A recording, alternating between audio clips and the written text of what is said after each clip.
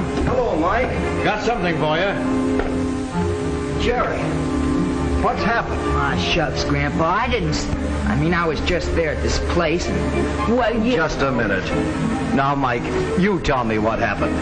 Just a little ruckus down near the Manson factory. One of those soapbox fellas gets up and starts hollering, down with this and down with that and down with capitalism and down with old man Manson. Then some guy threw something and the fight started.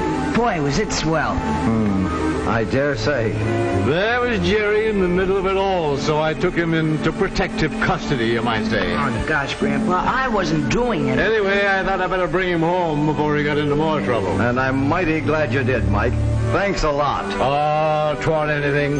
With them 6 boys of mine, there ain't a minute's peace anywhere. So it was fun, eh, son? Oh, sure, Gramps. Boy, I bet old man Manson's sore when he finds out. He thinks he's the most important guy in town. Well, guess we showed him. Wait a minute, Jerry.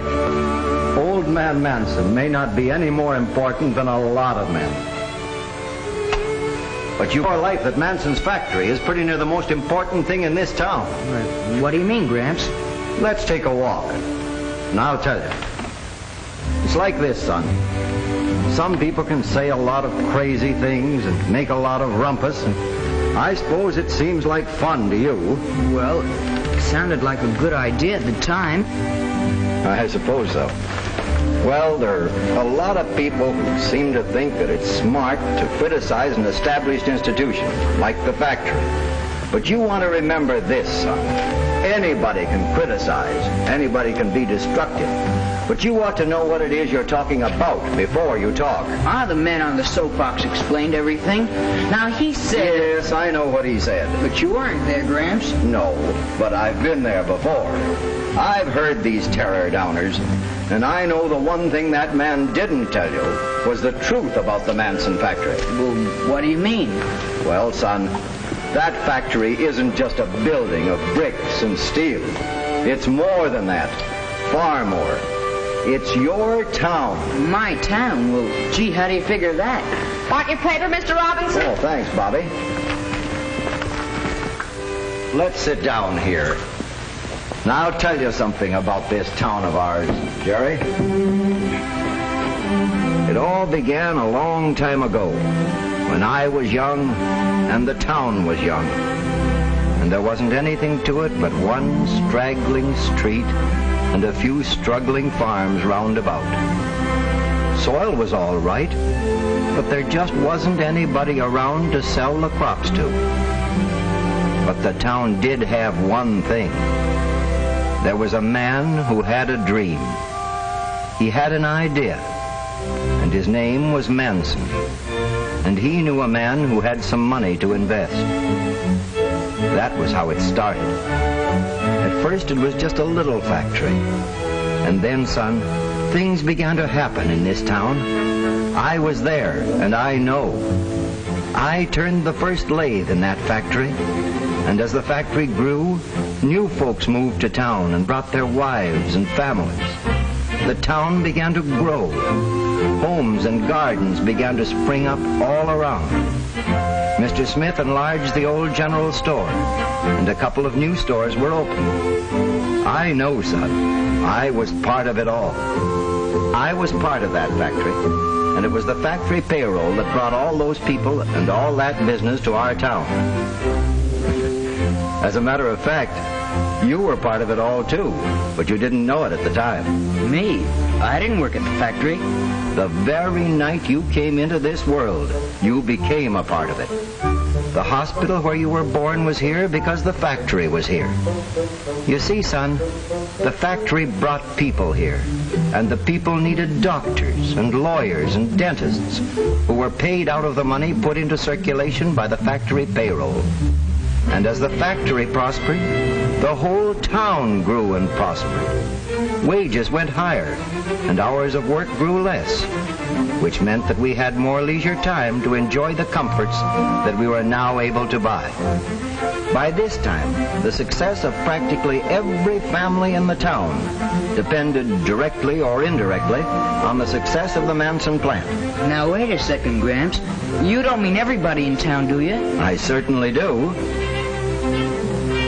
See this newspaper, son? Mm-hmm. You wouldn't think the Manson plant had much to do with the newspaper, would you now? No, I can't see that it does.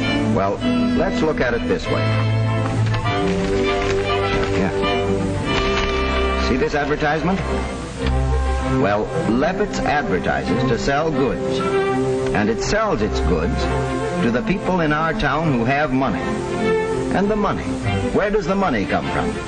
The good big part of it starts out in the Manson payroll and finds its way through the grocer, the butcher, the filling station, and all the rest, finds its way to Levitt's store. Levitt's advertises to attract those dollars. And their advertising is what pays the expenses of this newspaper. And they're the dollars that pay the reporters and the printers and all the other guys that work on the paper. That's it, son. And that's only one example. Why, you can trace most everything you see in this town right straight back to the Manson plant. There are our fine schools. They grew out of a little one-room country schoolhouse. Look at our police department, the best in the state. And the fire department, too. You can't remember the old volunteer bucket brigade, but I was a member of it. It was all we had to depend on. Of course, a lot of folks think that all these things just happened by themselves, or that the town was responsible.